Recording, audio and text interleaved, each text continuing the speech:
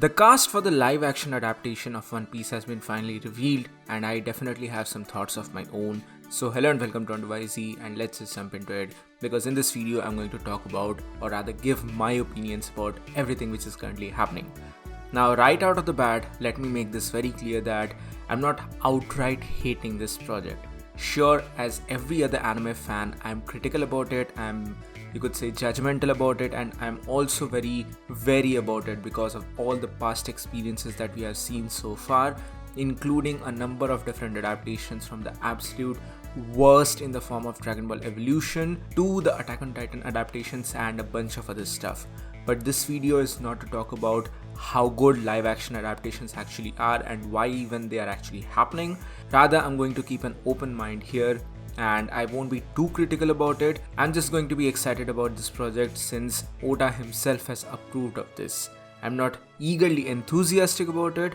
I'm keeping my expectations in check, but at the same time, I am expecting to see what exactly is going to happen here. But again, this video is not a discussion about why live action adaptations should or should not take place. Instead, in this video, I'm going to solely give my opinion about the cast that we have seen so far. Now, two preliminary observations. I really do not know about these cast members. I have not seen their acting work, or I have not seen their profile, so I do not know how good they are as an actor.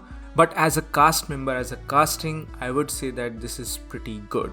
Now, I'm not going to enter the debate about races, about how or why Luffy should have been maybe a Brazilian, or maybe some other character should have been XYZ other race. I'm not entering the debate. I'm solely keeping my judgment on the basis of their outward appearance, and just from that, I can say that this is a pretty good casting. I mean, of course, everything cannot be exactly in accordance to the actual show, but at the same time, One Piece, at least the core cast of One Piece, is not as weird or outlandish looking, say like something the main cast of Dragon Ball. They do not have the weird Saiyan hairdo, and that is a major bonus for this live action adaptation. There's no outwardly weird hairdo that they must need to do. And of course, I'm not expecting to see this series go past even Arlong Park or maybe Alabasta at best, so I'm not expecting to see some of the more wackier characters appearing in the show. And that's why so far I'm pretty happy about the overall casting. So, starting with Luffy, Inaki Godoy has been casted as Luffy, and he looks pretty alright, and he actually might look very well into the caricature of Luffy. I mean, Luffy is a very typical protagonist. He doesn't look as weirdly outlandish as, say, someone like Naruto or even Goku for that matter.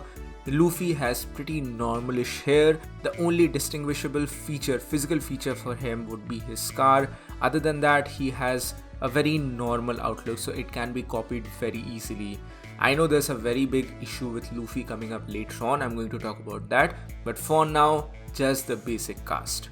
Secondly, we have Mackenyu as Zoro. Again, pretty alright, and he himself seems to have Japanese origin. He's a Japanese born actor in Los Angeles, so he might very well actually portray the character of Zoro here, because he has the typical, outwardish appearance for Zoro, because after all, Zoro is based around a Japanese person, so I think that would be pretty alright.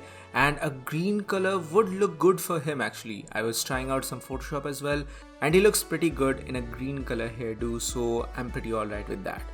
Now thirdly, this is my favorite casting so far, probably the most accurate and apt, and I can literally see Nami in her. She is Emily Rudd. She has been casted for the role of Nami. I think that she just needs to color her hair as a little bit orangish, and just that's it, done. Nothing more is actually needed for her. The next character is Usopp, who is going to be played by Jacob Romero Gibson. Again, I think that this is a very good casting, and his locks, the hair locks on him look really good. I think that he would be able to provide a pretty good caricature for Usopp. Lastly, we have Taz Skyler for Sanji. He is an absolutely amazing looking man, but I'm pretty sure that you all have seen the memes already. He does look a lot like NL. For Sanji, he's fine. I'm not saying that he's the absolutely perfect caricature, but he's fine. And on the topic of Sanji, now I'm entering some more details about the actual characters. He doesn't really need to have a pure lemon yellow or blonde color. Just any shade of blonde would look good upon him.